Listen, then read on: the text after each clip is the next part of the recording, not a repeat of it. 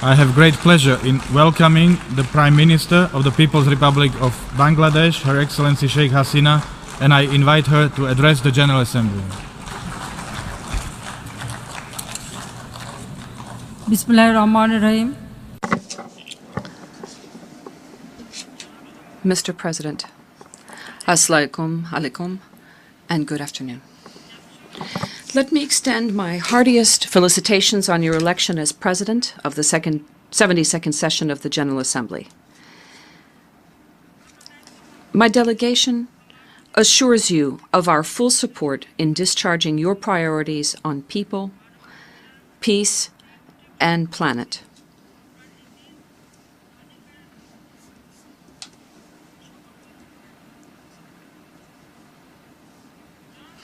Mr. President, this is the 14th time I am addressing the UN General Assembly, and this time I have come here with a heavy heart.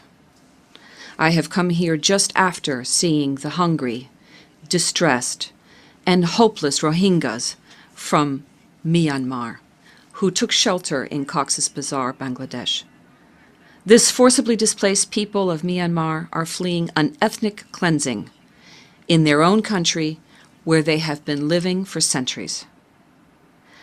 I can feel their pain as I, along with my younger sister, had been a refugee for 6 years after my father, the father of the nation of Bangladesh, Bangabandhu Sheikh Mujibur Rahman, and almost all members of my family were assassinated in 1975.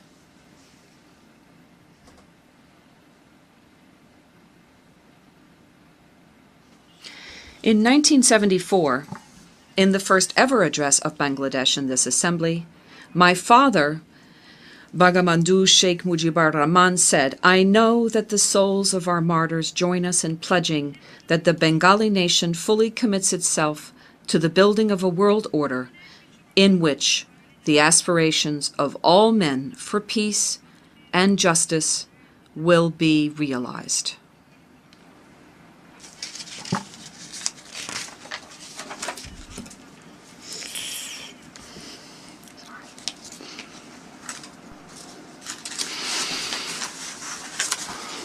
Mr. President, we are currently sheltering over 800,000 forcibly displaced Rohingya from Myanmar.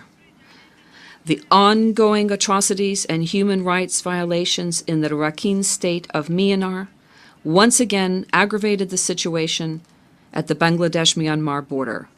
Hundreds of thousands of Rohingya from the Rakhine state are entering Bangladesh to flee violence.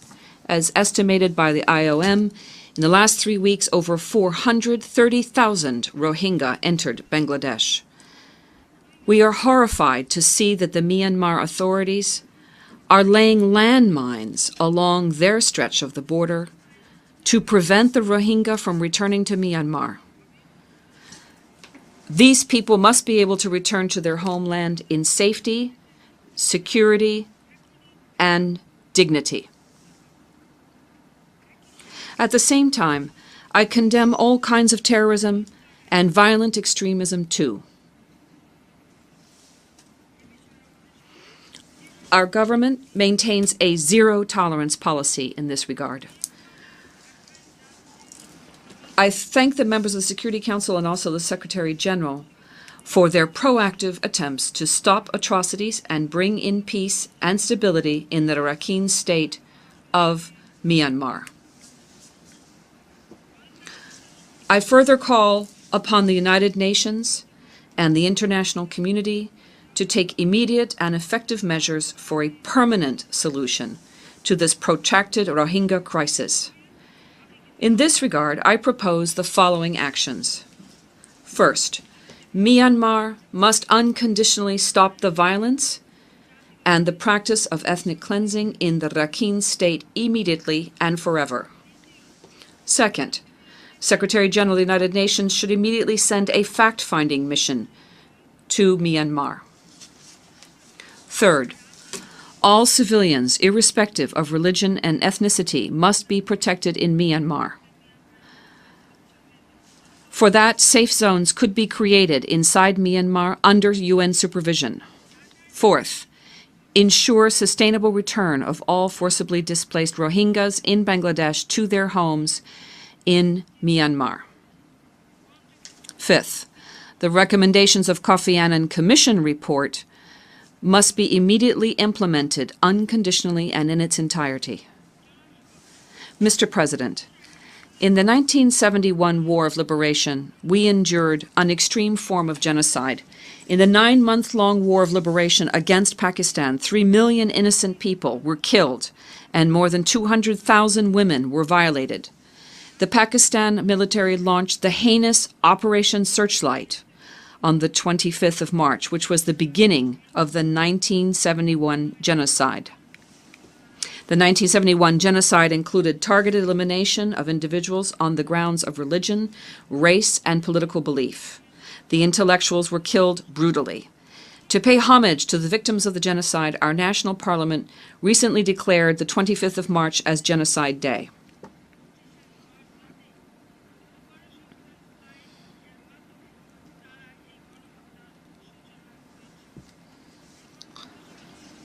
In Bangladesh, we have already undertaken the daunting task of bringing the key perpetrators to justice through the International Crimes Tribunal.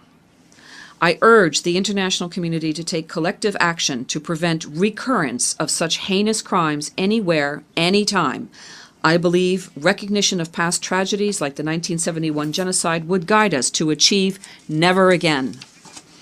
Mr. President, since our birth as a nation, we have pursued peace-centric domestic and foreign policies.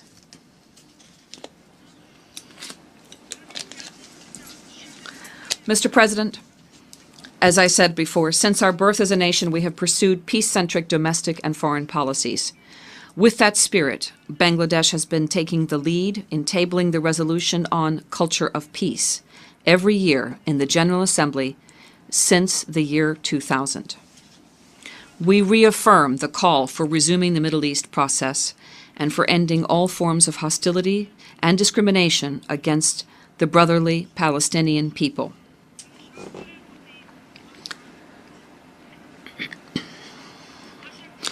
In recognition of the potential role of the UN peacebuilding architecture, we look forward to bold and innovative proposals from the Secretary General on financing for sustaining peace.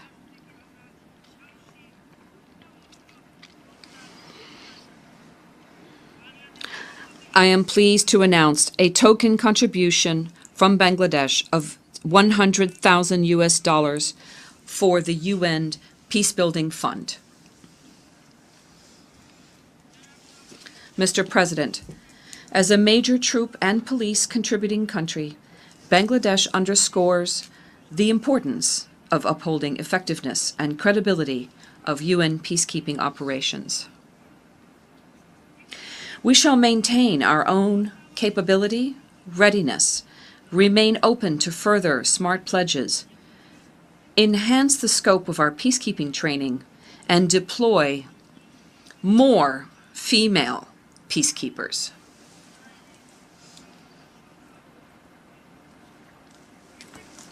We maintain a zero-tolerance approach to any allegation of sexual exploitation and abuse. As an endorser of the Voluntary Compact on Sexual Exploitation and Abuse, I have committed myself to the Secretary General's circle of leadership to combat this scourge. I am also pleased to announce a token contribution of 100,000 US dollars to the Victims Support Fund established for this purpose. Mr. President, terrorism and violent extremism have become a major threat to peace, stability, and development. Terrorists have no religion, belief, or race.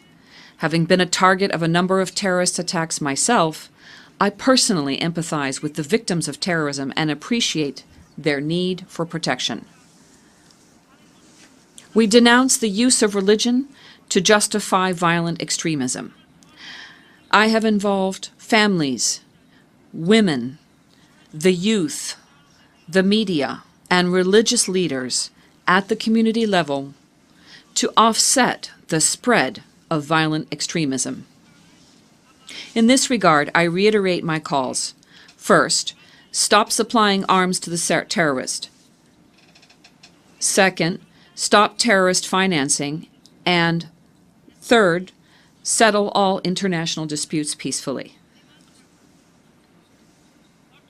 I also urge the UN to address the growing threats emanating from the cyberspace to prevent money laundering, terrorist financing, and other transnational organized crimes.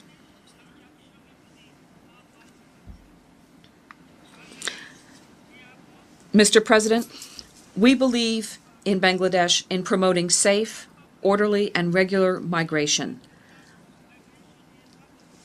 Last year, we proposed developing a sound migration governance framework through the Global Compact on safe, orderly, and regular migration.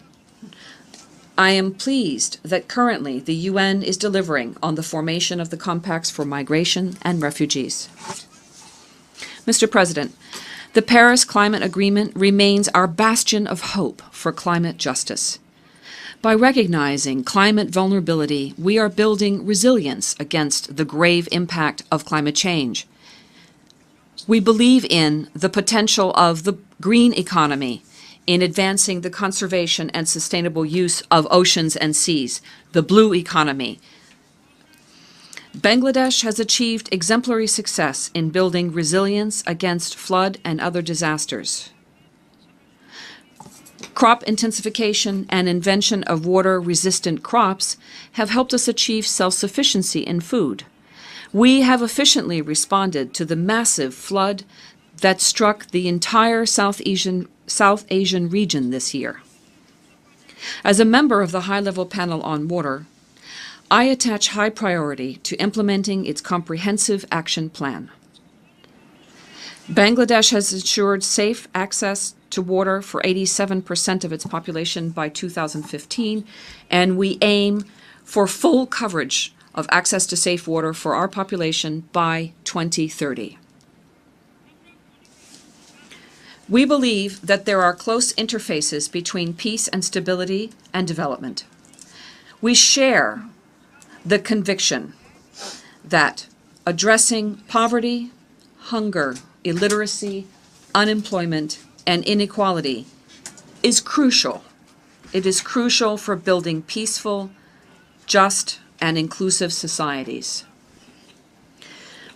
We are committed to implementing the SDGs. For that, our government has adopted the whole-of-society approach. The SDG complement our vision to transform Bangladesh into a middle-income country by 2021 and a developed one by 2041. Even before the adoption of the SDGs, we initiated unique social programs that reflect the themes of the SDGs, such as Ekti Bari, Ekti Kamar, One Household, One Farm, or the Community Clinic, Ashrayan, the Shelter Project, or Digital Bangladesh, Education Support, Women's Empowerment, Education for All, the Social Safety Net, Environment Protection, and Investment and Development. Our voluntary national review presented to the UN this year showcased our progress and commitment to achieving the SDGs.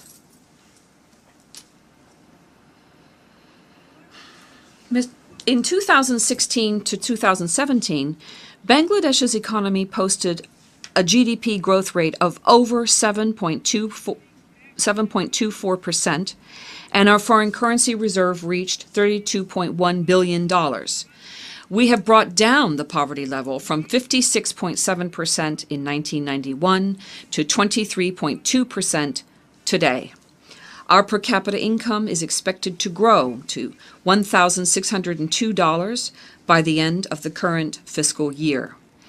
It was only $543 in the year 2005 to 2006. Our life expectancy increased to almost 72 years. These figures, indeed, are indications of our inclusive development in which no citizen is left behind. To ensure inclusive growth, promote investment and employment opportunities for all, we have taken the initiative of developing 100 special economic zones around the country. Our extensive social safety network measures give coverage to many vulnerable segments of our population, including elderly people, persons with disabilities, victims of domestic violence, and vulnerable mothers under economic hardship.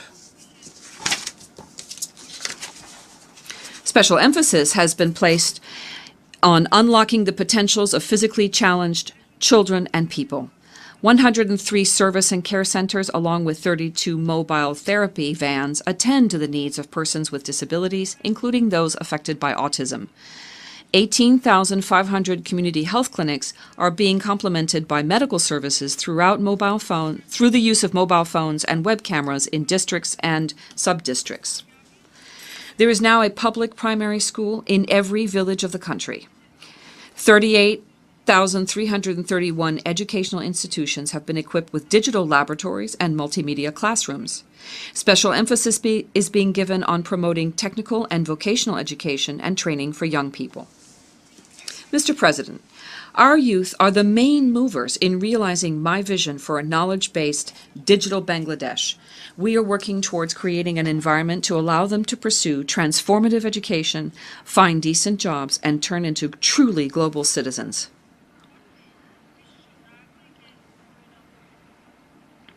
I am happy to announce that Banga Bandhu Satellite 1, which is our first ever satellite, is scheduled to be launched this year on our Victory Day, 16 December. Mr. President, to conclude, I would like to say we do not want war. We want peace. We want people's well-being, not destruction of humanity. We want sustainable development. Let this be our collective goal. I thank you. Long live Bangladesh.